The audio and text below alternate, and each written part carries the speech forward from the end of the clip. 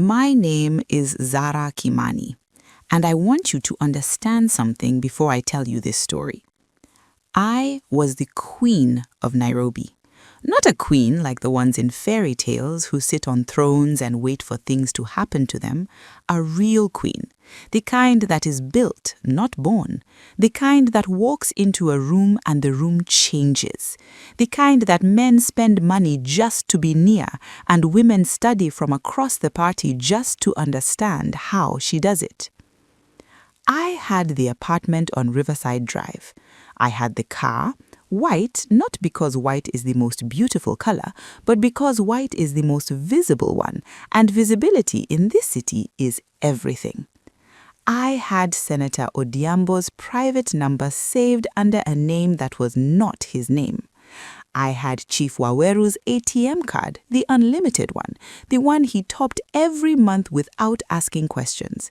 I had connections in 4 counties and an invitation to every party that mattered in this city. I built all of it from nothing, from a 1-room in Eastlands and 2 dresses and a mind that understood very early exactly how this game worked and exactly what it required. And then Sade arrived. And I, Zara Kimani, Queen of Nairobi, woman who had survived and outwitted and outlasted every threat this city had ever sent my way, I made the one mistake that queens are never supposed to make. I underestimated her.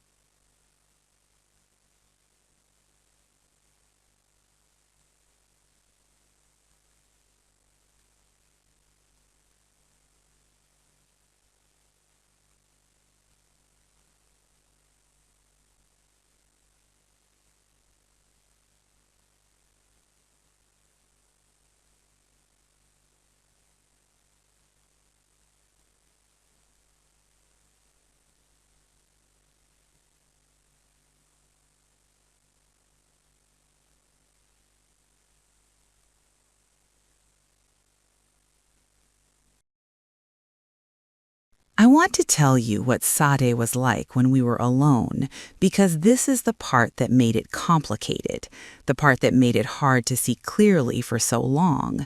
When it was just the two of us, no chief, no senator, no audience, she was different. She was warm in a way that felt genuine. She laughed at things that were actually funny. She talked about Kisumu and her mother and the small house she had grown up in with a directness that did not feel performed. She asked me questions about my own life, not the surface life, the real one, and she listened to the answers in a way that made me feel seen. I had not felt seen in a very long time. When you are the queen of something, people see the crown. They rarely see the head beneath it. And so I told her things. Not everything, but things. I told her about the early years, the one room in Eastlands, the first men I had navigated and what it had cost me. I told her about the rules I had learned, the ones I had paid for with mistakes, and the ones I had been smart enough to learn from watching others. She listened to all of it. She remembered all of it. And I, Queen of Nairobi, woman who had built an empire on the understanding of how people operated, I sat across from this girl and I told her my secrets because she made me feel like a person and not a position. That is the oldest trap in the world, and I walked into it with my eyes open and my mouth moving. Senator Adhiambo called me on a Tuesday, not to talk, to end things. He said it carefully and without cruelty, which somehow made it worse. He said he had met someone. He said it had happened quickly, but it was serious. He said he hoped we could remain respectful. He said my name once at the end of the call, the way people say your name when they are trying to be kind and do not know how. I sat with the phone in my hand after the call. I knew before I even made the next call. I knew the way you know a thing that you've been half knowing for weeks and have been choosing not to complete. I called Amina. Amina told me in the particular tone of a woman who is delivering news she does not enjoy delivering, but will deliver honestly because that is who she is. She said, Sade has been seeing Adhiambo for 3 weeks. She said, I heard it from his PA. She said, Zara, I am so sorry. I thanked her. I hung up. Then I sat in my apartment on Riverside Drive, my beautiful apartment with the view of the city I had conquered, and I thought about a girl from Kisumu who had come to a party 3 months ago and had listened to everything I said with the patience of a student who intended eventually to surpass the teacher. I thought about Mama Nigeri in the kitchen doorway, the way she looks at things in this apartment, like someone making a list. I thought, I should have listened. What happened next, I am not proud of. I want to tell you that I responded with dignity, that I took the losses cleanly and rebuilt with grace, that I was the bigger person in every sense of that phrase. But I was not. Not immediately. Not in those first weeks. I was angry in the way that only women who have worked extremely hard for something and had it taken by someone they trusted can be angry, completely, physically, with a heat that sat in my chest and would not cool. I called Chief Waweru and said things I should not have said. He was polite and distant, and it was worse than if he had been cruel. I sent Sade a message that I deleted immediately after sending, which meant she had already seen it before it disappeared. I went to a party I should not have attended and stood in a corner watching Sade move through the room in the way I used to move through rooms and felt something I can only describe as grief. Grief for the position, grief for the men, but also, underneath all of that, something I did not expect. Grief for the friendship. Or what I had believed was a friendship, the conversations in my apartment, the way she had listened, the feeling of being seen. None of it was real. I knew that, but knowing something is not the same as not feeling its absence. There is a man who lives near the Nong Hills. People talk about him in certain circles, not openly, not loudly, but in the way people talk about things that are powerful and not entirely safe. I had known about him for years. I had never gone. There are lines I had always told myself I would not cross. I crossed one. I went on a Wednesday night. The drive took an hour. The place was not what I had imagined, smaller, quieter, with the smell of wood smoke and something else underneath it that I could not name. The man was old. He looked at me when I arrived with eyes that seemed to be doing a calculation I could not see. He said, "What do you want?" I told him. I told him about Sade, about Chief Waweru and Senator Odhiambo, about everything she had taken. I told her I wanted it back. I told her I wanted her to feel what she had done to me. He listened. When he finished, he was quiet for a long time. Then he said, "The thing you are asking me to send, it travels. You understand that. It goes and it does what you send it to do, but then it comes back." I said, "I understand." He said, "No, you think you understand. You do not understand yet. Come back when the anger has cooled and you still want this. If you still want it then, we will talk." I drove back to Nairobi through the dark, and I was so angry I did not trust myself to think clearly. I told myself I would go back. I told myself I would do it. I did not go back. What stopped me was not courage. It was not wisdom. It was Mama Nyeri. The morning after I drove to the Nang Hills, Mama Nyeri came to my kitchen and she made my tea and she put it in front of me and she sat down across the table from me, which she had never done before in 4 years. She said, "Madame Zara, I know where you went last night." I looked at her. I said nothing. She said, "I know because I have seen women go there before, and I have seen what happens when they come back, and I have seen what happens when they send what that man gives them." I said, "What happens?" She said, "The ones I knew who sent it, one of them lost her mind, not slowly, quickly. One morning she woke up and she was not there anymore. The person looking out of her eyes was not her. She is in a facility in Mombasa now. Her family visits on Sundays." I sat with my tea.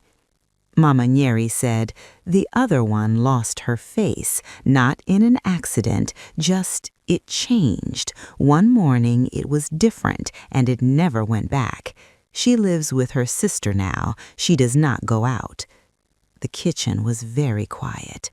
She said, "Madame Zara, that girl took things from you, real things. It is real pain, and I am not saying it is not, but what she took, you can rebuild it. It will take time, it will be hard, but you can rebuild it. What that man sends, if it comes back to you, you cannot rebuild from that." She stood up. She picked up my teacup and washed it in the sink. Then she said, without turning around, "I have worked for you for 4 years. You are not always easy, but you are good underneath the hard parts. Don't let her take that too." She went back to her work. I sat at the kitchen table for a long time. I did not go back to the Nang Hills. Instead, I did something much harder and much less satisfying. I started again.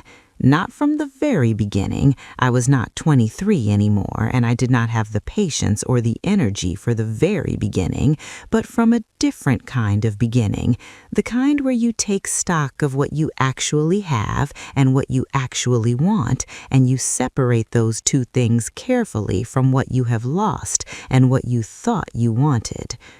What I had, a reputation still among the people who had known me long enough to know the difference between a setback and an ending, connections that Sade had not been able to take because they were older and deeper than anything she had accessed, a mind that had built this world once and knew how it worked. What I wanted, I sat with this question for longer than I expected.